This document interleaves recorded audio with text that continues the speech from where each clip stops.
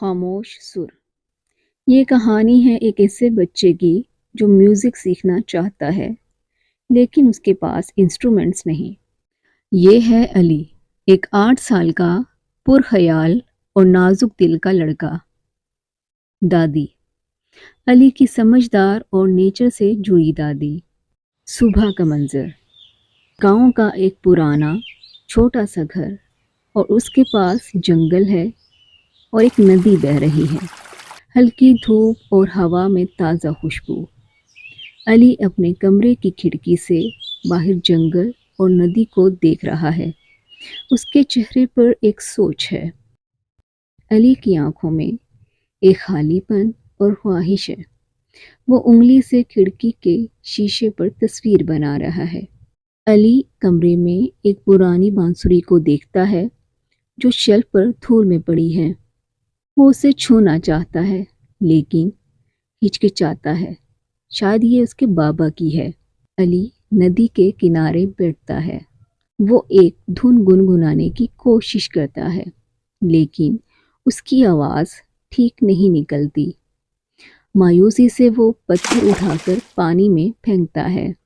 دادی اپنے چھوٹے سے ہریالے باغ میں پھولوں کو پانی دے رہی ہے اور ہلکی سی دھن گنگنا رہی ہے. ان کے چہرے پر سکون ہے. علی انہیں چپ چاپ دیکھتا ہے. دادی علی کو اپنی طرف بلاتی ہیں. مسکراتے ہوئے علی دھیرے دھیرے ان کے پاس جاتا ہے. دادی علی کا ہاتھ پکڑ کر اسے ایک درخت کے پتوں کی طرف اشارہ کرتی ہیں جو ہوا میں جھوم رہے ہیں.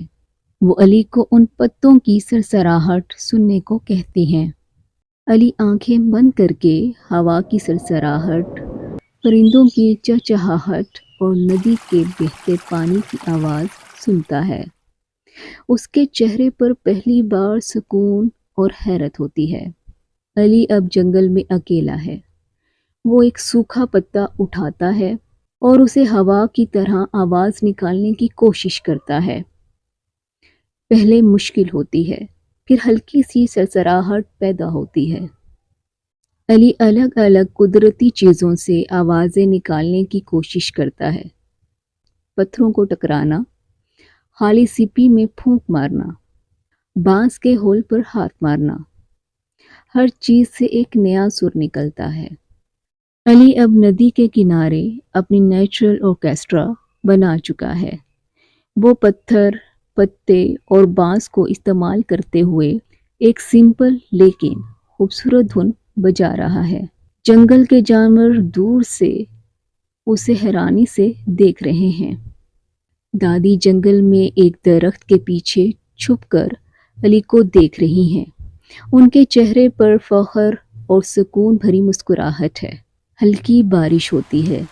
بارش کے قطرے پتوں اور زمین پر گر کر اس کی دھن میں ایک نیا سر ملا رہے ہیں. علی پوری طرح اپنے میوزک میں مگن ہے. علی اب اپنے کمرے میں ہے. اب وہ پرانی بانسری کو نہیں دیکھ رہا. وہ کھڑکی کی سل پر اپنی انگلیوں سے ہلکی دھن بجا رہا ہے. اس کے چہرے پر خوشی اور سکون ہے. کھڑکی کھلی ہے. باہر سے قدرت کی آوازیں آ رہی ہیں. شام کا منظر، سورج ڈھل رہا ہے اور پورے گاؤں پر سنہری روشنی چھائی ہے. علی کے گھر سے ہلکی سی دھن نکل رہی ہے جو شام کی قدرتی آوازوں کے ساتھ مل کر ایک خوبصورت گیت بنا رہی ہے. اگر لگن سچی ہو تو وسائل یعنی ریسورسز کی کمی راستہ نہیں روک سکتی.